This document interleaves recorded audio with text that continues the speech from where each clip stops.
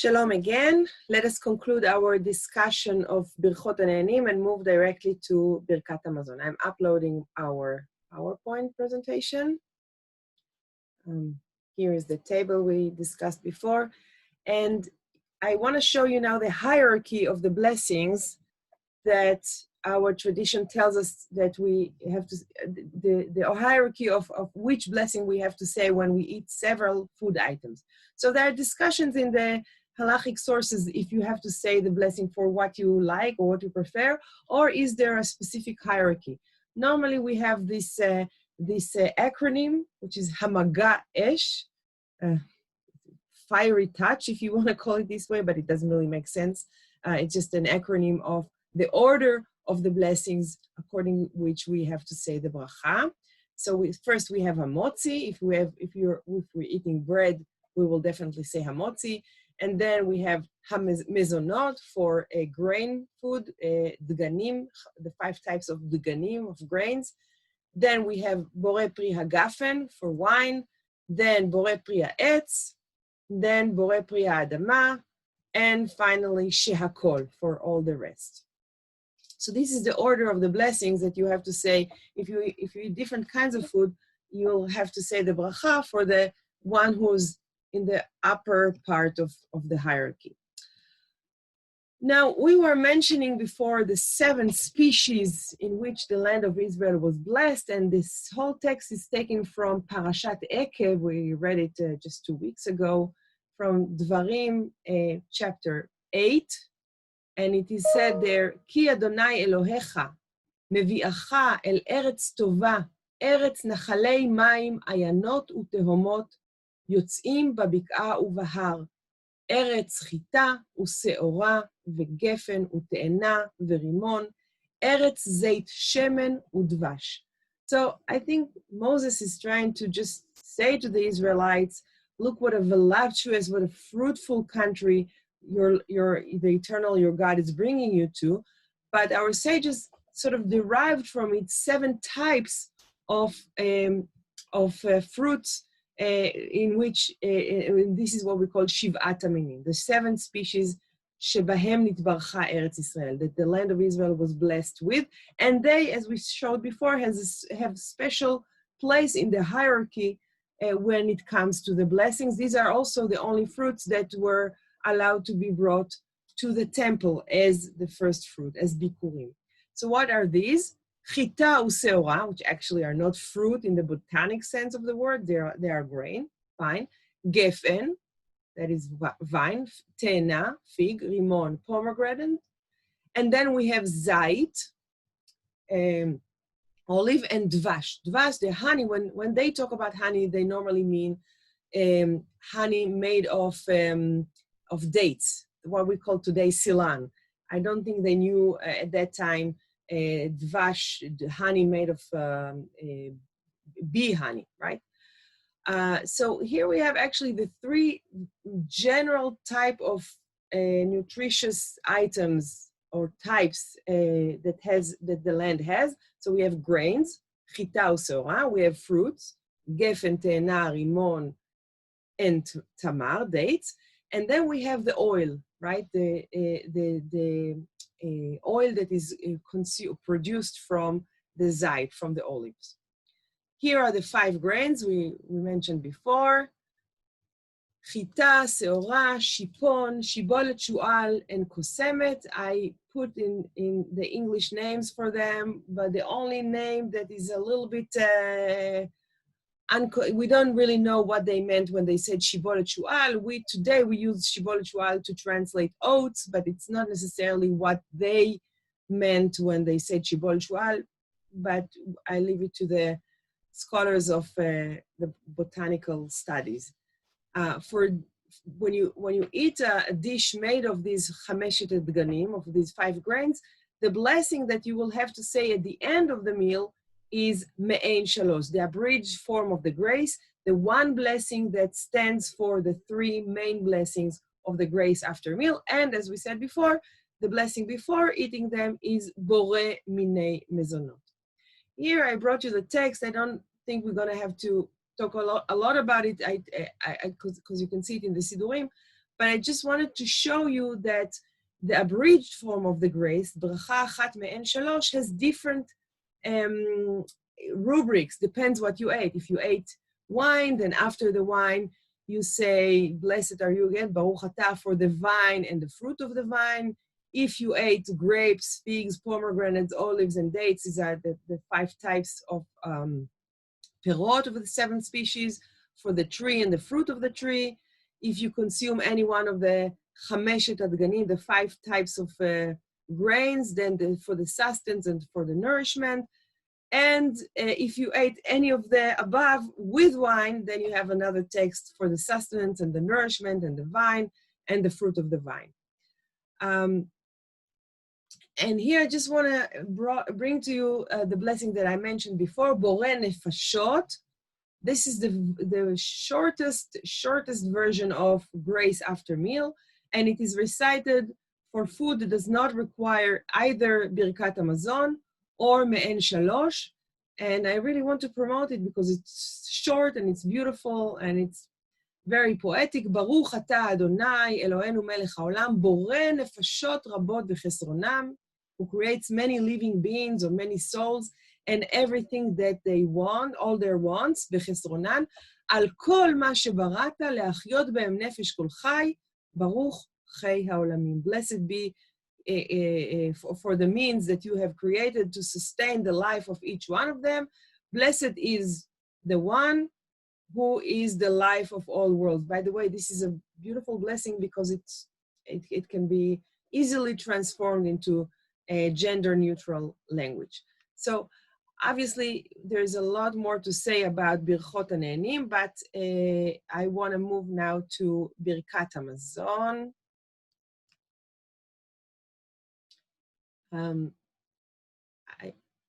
Do I share it with you? I don't see if it's not shared yet. I'll share it now. Here, so this is about Birkat Hamazon. Grace after meal, or as it's sometimes said in some Ashkenazic circles, the bention, which come from Yiddish.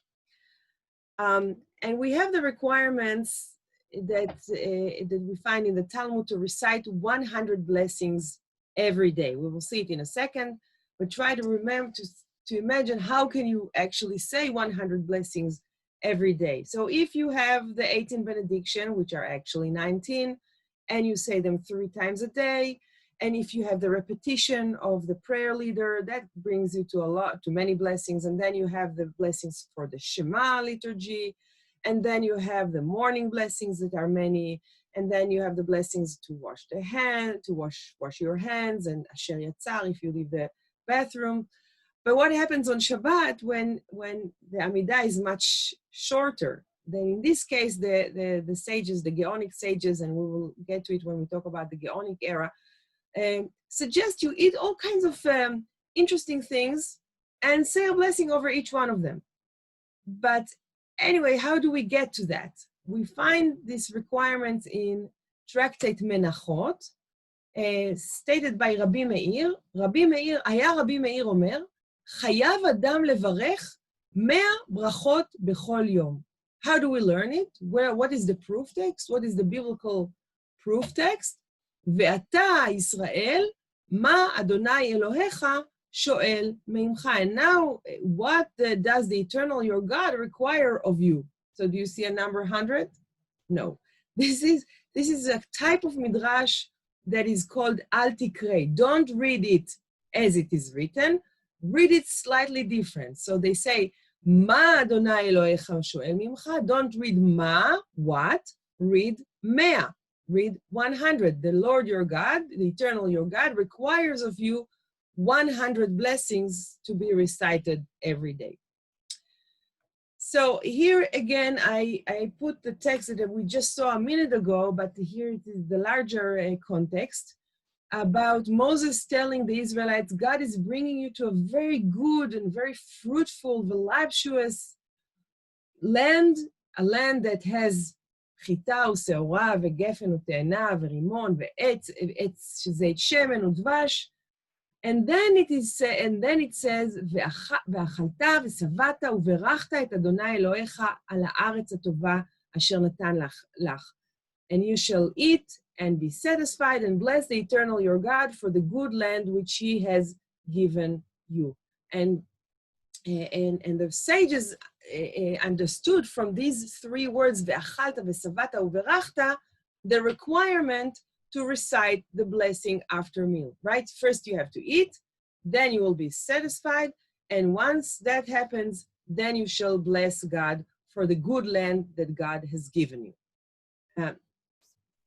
So this is how the rabbis understand that we have to say the blessing after meal. It will be an interesting question to see where do they learn that we have to say a blessing before eating. We will see that in a second too. But first, let us see the structure of Birkat HaMazon. So first of all, it is a custom, it's not halacha, but it's a custom in the last centuries to recite a psalm before the grace after meal. On weekdays, we have by the rivers of Babylon. There we sit down. This is maybe the most tragic, most mournful psalm that we have in the book of Psalms. And on Shabbat and festival, we have 126, Shir HaMa'alot, Beshuv Adonai et Shivat Zion Hayinu Kecholmim. When God returned, the return of the Zion, the return to Zion, we were like dreamers. We were like dreaming. So it's in a way two sides of the same coin. We have the destruction and we have the redemption. Yes, this is something that calls for our attention as liberal Jews. What do we do with this today? So after the psalm, we have the zimun, the invitation to bless. And of course, it depends how many, if we are 3 people, if we're 10 people. According to the Mishnah, it varies if you have different numbers, but today we only have the differences between 3 and 10. And then the first blessing of Birkat HaMazon, this is Birkat Hazan, which is a long blessing. That is to say, it begins with Baruch and it ends with Baruch. And then we have Birkat Haaretz, which is actually a question, why do we have to bless the land? Yeah, we saw that the rabbis understood from Deuteronomy 10 that you have to, 8, that we have to bless God for the land that he has given us. And then we have Birkat Yerushalayim, the blessing for Jerusalem, the rebuild of Jerusalem, and traditionally the text talks about the rebuild of the building of the temple and drawing near the Messiah. Of course, for liberal Jews, this is somewhat different. These are the 3 main brachot that we have in Birkat HaMazon. And later on, Birkat HaTov ve'Hametiv was added, the blessing for the good and God is the good and benevolent. And then we have a whole list of shorter supplications, beginning with the word Harachaman, may the merciful one, etc., and the conclusion of Birkat HaMazon. This is the structure of Birkat HaMazon. I remember that as a child in summer camp, we used to sing the whole thing, but I didn't understand the inner structure there. And this is part of what we try to do here with you, because there's no limit for what we can learn. What we try to do, as I said in the first lecture, we try to give you a solid structure of what we have in the liturgy, and in order for you to have any further learning and knowledge that you acquire along the way fall in the right places. So this is the structure of Birkat HaMazon, but the main part of Birkat HaMazon are the 4 blessings. Birkat Hazan, Birkat Haaretz, Birkat Yerushalayim, and Birkat HaTov ve'Hametiv. And in a way, we move from the universal, God who sustains the entire world with God's blessing, with God's benevolence. This is not a particular blessing. It doesn't talk about us as Jews. It doesn't talk about us as those who believe in our God and those who have the Torah. It's about the entire world, not only humanity, but also every living creature. The second blessing, which is a bracha smucha, that is to say, it doesn't begin with Baruch, but it ends with Baruch, has a very different character. That's a much more national blessing, a much more particularistic blessing. It talks about us, it talks about our land, it talks about our ancestors, it talks about the Brit, the covenant God had with us, Britcha shechatamta bibsarenu, the covenant that you have sealed in our flesh. And of course, this is also something that calls for question, what about women who don't have a brit in the flesh? And then we have Birkat Yerushalayim, so we move from the most the general to the particular, and then Yerushalayim, which is even more specific, but Birkat Yerushalayim talks about the future to come, and not about the situation now.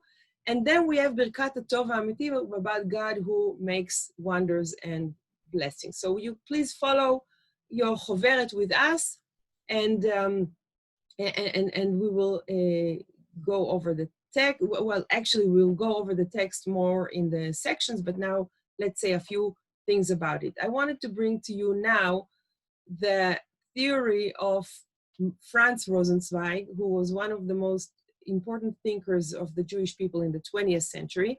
In his book, Der Stern der Erlösung, The Star of Redemption, he wrote it in German. It was translated to English, also to Hebrew. The Hebrew has a German syntax. It's not very easy to read.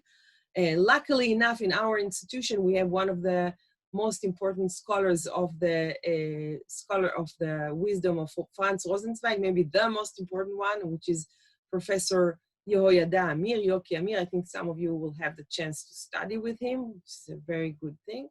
And he suggested the following. He said that before the Jews came to the world, there were three entities, as it were. There was the world, there was what he called man, human being, and there was the gods. The gods did not care about the world. They lived in the Olympus, as it is specified in different mythologies, or they were mere concept. If you go to the more Platonic understanding of what the gods were, the world was always there. It was never created. It's a static situation.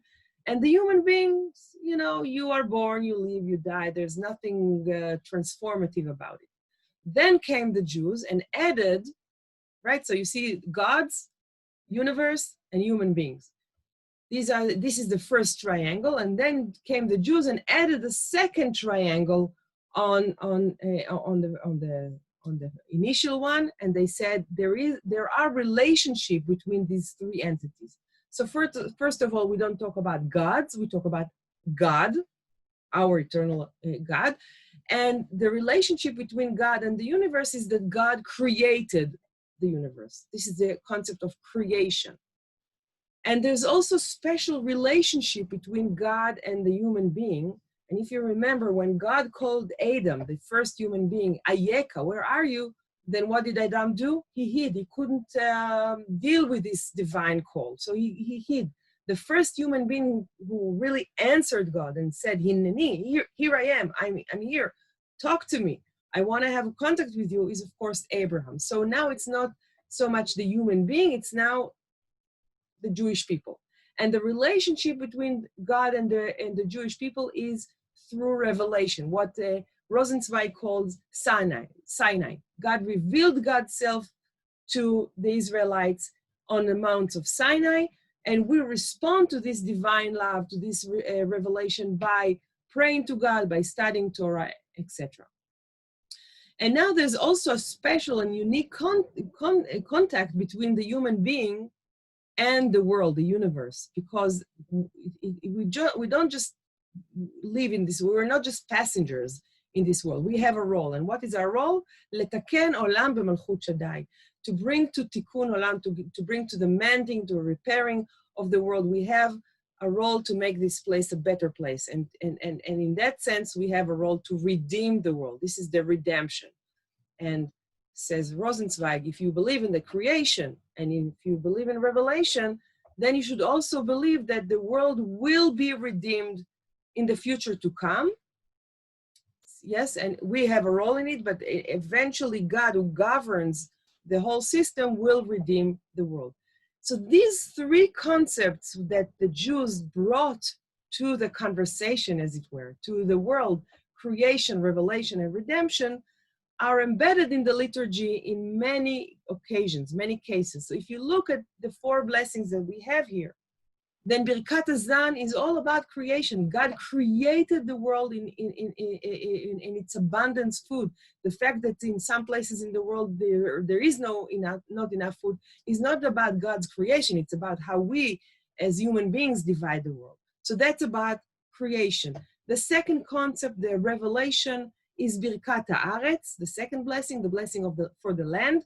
God gave us a series of mitzvot, of commandments. God reveals God's self to us through the Torah and through God's voice to us through the generations. And the redemption part is the third blessing, Birkat Yerushalayim, which talks about the future to come. In a way, if you believe that the truth embedded in the first two ones, then you should also accept the fact that the world will be redeemed. Obviously, for us as liberal Jews, we sometimes have to tweak the message in the third blessing, and I can tell you as the co-editor of the New Siddur, we had to deal with it in order to include the message of Jerusalem, but make it something that is viable and appropriate for us. Now, what about the fourth blessing? It does not belong to this series. And this is also one testimony to the fact that it was added later. And remember the Bracha Achat Me'en Shalosh, the abridged form of Birkat Hamazon, it also only represents the first three ones, not the fourth one, which also show you that it has a different status, if you will. So, the Talmud Bavli gives us a statement about who created Birkat Hamazon. Now, of course, this is something that I want to say to you at the beginning of our journey. Some of the things that we see in traditional liturgy are not scientifically proven, as it were, right? It's not historically correct, if you will. But it doesn't matter, to me at least, it doesn't matter who really created these brachot. They probably were created much later than Rav Nachman here says. And the creation of this blessing was gradual, and it was throughout many generations. But for me, it is interesting to see how they connect each one of these blessings with an historic figure and historic event, and how they kind of create a wholeness of the Jewish history as it is embedded in Birkat Hamazon. I hope I make myself clear, and if not, we will talk about it in the section. So I read from Tractate Brachot in the Talmud Bavli 48b. Amar Rav Nachman, Moshe תיקן לישראל ברכת הזן בשעה שירד להן מן. When was this blessing instituted? When the Israelites were in the wilderness and they received the man because God sustained them. So that was a good place to institute or to compose. It doesn't say compose, actually. It says instituted the blessing of Hazan, God who sustains all with God's goodness. יהושע תיקן להם ברכת הארץ כיוון שנכנסו לארץ. The next blessing, ברכת הארץ, was composed or was instituted by the next leader, that is Joshua. As they entered the land, he instituted the blessing of the land. David u'Shlomo tiknu bonei Yerushalayim. Father and son, both of them created the blessing for Jerusalem, and they divided this way. David tiken al Israel amecha val Yerushalayim irecha, because the King David is the one who built the city of Jerusalem. And Shlomo tiken al habayit hagadol v'hakadosh, which means, of course, the temple, because Shlomo is the one who built the temple. So you see these three blessings, in a way, encapsulate the major events that the Israelites experienced in their early phase. The exodus from Egypt, the sojourn in the wilderness, entering the land of Israel, building the land and building Jerusalem, and constructing the temple. What about the fourth blessing? Here you'll see a very different rhetoric, if you will. הטוב והמיטיב ביבנה תקנוה כנגד הרוגי ביתר. So this is a much, much later blessing. In a way, it's maybe even almost contemporaneous to some of the sages. What happened in Yavne? I think here when they talk about those who were killed in those who were slain in Beitar, it means the revolt of Bar Kokhba in the 2nd century, which was a very devastating event in the history of the Jewish people. It was even more devastating than the Great Rebellion in which the temple was destroyed, because here it was the type of killing and the exiling the Jews and the amount of devastation that arose from subduing the revolt of Bar Kokhba in the 2nd century, in the 130s, was much more terrible than anything Jews experienced before. And now they institute a blessing over those who were slain in Beitar. It's very different, the very strange thing if you compare it to the Exodus, the God's providence in the wilderness, the building of the temple. דאמר רב מתנה, אותו היום שניתנו הרוגי ביתר לקבורה, תקנו ביבנה הטוב והמטיב. That day that they were brought to burial, this is the day where this blessing was instituted. And it's very interesting. What was it? Is it some sort of irony? Is it a bitter, cynical comparison to say, oh, our ancestors merited such great miracle and look what we have to deal with? Yes? It's a question. Let's see how they specify it. Hatov shelo yisrichu, the dead bodies that were laid outside without permission to bury them. This is what we understand from here initially. We say God is good, God who is good, and they didn't, because they did not purify, and hametiv, because they were allowed to be buried. Now, is it a cynical statement? Maybe, but maybe it says something that is very profound, and I think it spoke to Jews throughout the generations. We live in time when we don't necessarily experience great miracles as our ancestors in the wilderness had. But the providence or divine providence and the special connection we have with God did not cease. And sometimes it appears or it realizes in time in ways that are not great miracles, but on small miracles, on some things that are more painful and hurtful, and not necessarily happy and what's the word I'm looking for? Festive. And this is the explanation for the 4th blessing of the Amidah.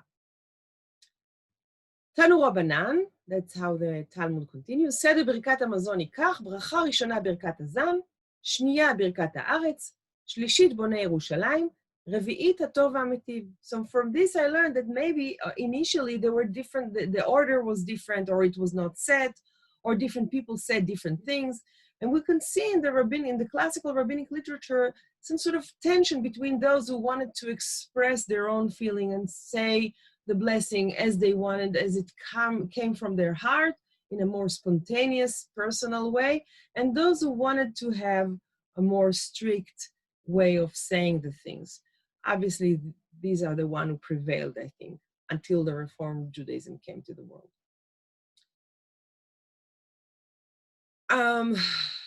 I skip a little bit to the text that we saw before from Deuteronomy 8, Tanu Rabanan, Minayin lebirkat hamazon min haTorah. How do we know what passage in the Torah tells us that you have to say the grace after meal? Shene'emar, ve'achalta, ve'savata, u'verachta. Zo birkat hazan. This is the first blessing, the blessing of God who sustains all. Et Adonai Elohecha. Zot birkat hazimun. This is the call for prayer, the call for birkat hamazon. Al haaretz. Zot birkat haaretz. Hatova. Zo bonei Yerushalayim. וכן הוא אומר, and now we have a citation from a different place in Deuteronomy, from chapter 3, אשר נתן לך, זו הטוב והמיטיב. So now we have sort of proof text for each one of the blessings from the Torah. And then the Gemara asks, אין לי לאחריו, לפניו מניין? I understand that you say that we have to bless after we eat, because we see it in Deuteronomy 8, ואכלת ושבעת וברכת. You have to bless after you eat. לפניו מניין? How do I know that I have to say Birkat הנהנים before eating? Yes, all the list of the blessings that we mentioned before consuming the food. אמרת, קל וחומר. Even more so. Yes? כשהוא שבע מברך, כשהוא רעב לו כל שכן. If someone who's already satisfied and happy and quenched his thirst and hunger, and now he takes it, or he or she take the time to say ברכת המזון, even more so, על אחת כמה וכמה, or קל וחומר, as they say it here, for theory, I guess this is how you pronounce it, when one is hungry, before eating. This is when you would expect people to say so, to say a blessing. So we don't have the biblical or the Torah requirement to say a blessing before consuming the food, only after, but you can derive the blessing that you're supposed to say before eating from the blessing that you have to say after eating.